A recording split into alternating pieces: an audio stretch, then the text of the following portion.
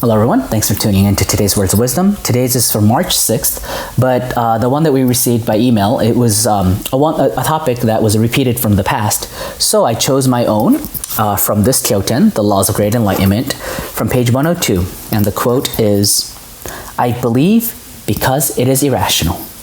I believe because it is irrational. So from page 102 to 105, I'd like to read the Master's text. I believe because it is irrational. Religion is not something you believe in because it is rational.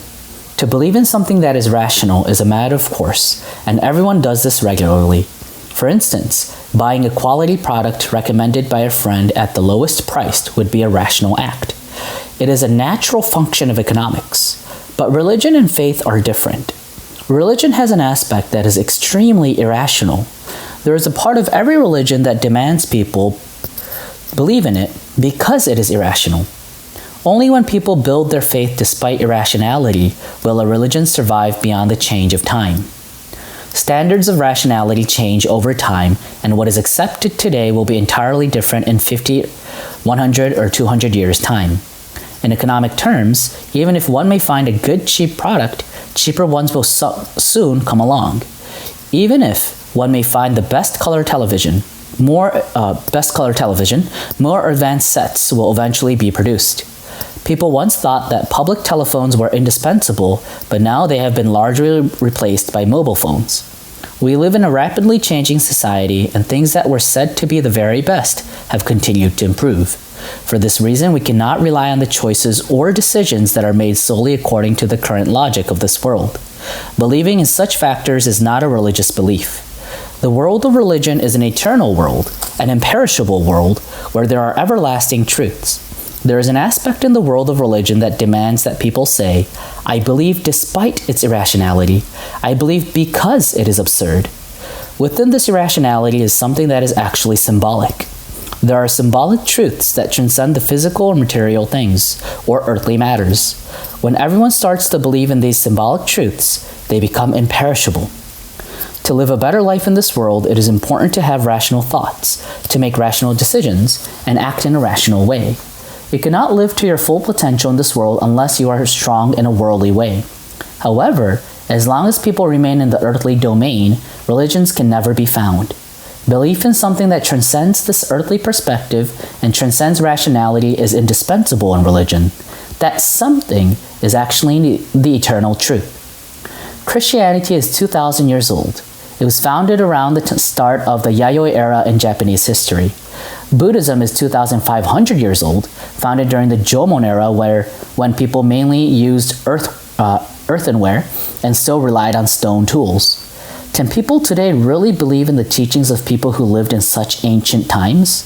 Can the teachings of those times make really sense today? Viewed rationally from a worldly perspective, they are most entirely irrelevant. However, the symbolic part of the teachings has universal strength and imperishable power. Unless people can see these aspects in the teachings, religion has not formed. This can be said of happy science as well. Today, happy science is an extremely influential religion with unique characteristics. It has the power while at the same time it is rational.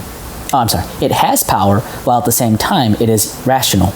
However, if that was all it possessed, if it did not have more beyond that, then it would not embody the imperishability of a true religion. There are many strange religions in the world today, but there are tens of thousands, even hundreds of thousands of people who believe in them. Some religions may contain elements that cannot be perceived from a worldly perspective. Even in those religions that are regarded as misleading, they may well have certain aspects that actually express religious truth. If we denied these altogether, then we would not be able to see the true essence of religion. Even major religions were often targets of persecution in their initial stages. This treatment happened because in many cases the truth does not accord with the reality or rational thinking of this world. So it is necessary for more and more people to believe in the truth that transcends rationality. To say that you believe in something because it is rational is the same as saying you use a mobile telephone because it is convenient. If the membership of a religion is only made up of people who say, this religion is convenient and useful, so I'll make use of it, it benefits me in many ways and that's why I believe in it, then that religion will not last very long. It will experience the same situation as in Jesus' time when his disciples became unable to believe in him upon seeing him die on the cross. So believe in a world that goes beyond mere rationality.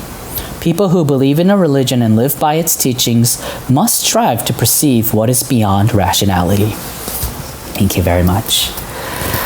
So that was a long quote, but this section really touched my heart in this kyoten. That's why I wanted to choose this as one of the words of wisdom.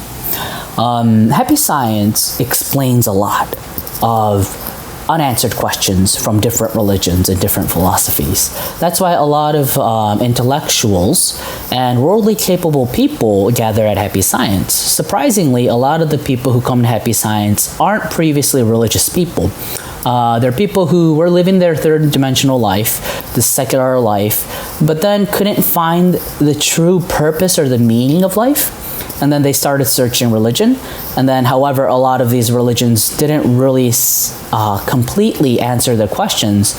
But here at Happy Science, just read the laws of the sun. That's a great example. It fundamentally answers it answers these fundamental questions that we may have in life, such as the purpose of life. Why is there different religions? Is this universe infinite or finite? Things like this. All of these answers were given there. So, it is very rational. Master Okawa is a very rational person. And that is a great way, I think. That's one of El Cantare, Master Okawa's compassion and mercy to help us bridge the gap of the world of religion to this world through those rational parts of the teachings.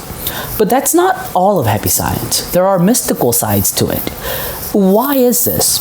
It may not be convenient for us now, but in the next life when we're born, don't you want Happy Science to exist? Well, Master Okawa just taught us that in order for a religion to sustain the time of thousands of years, there has to be irrational, maybe sometimes symbolical teachings, because that has strength.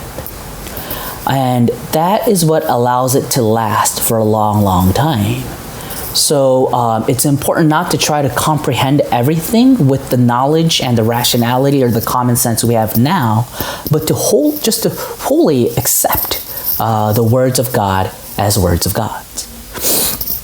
And so yeah, that is about it for today. Thank you for tuning in. See you again tomorrow. Bye-bye.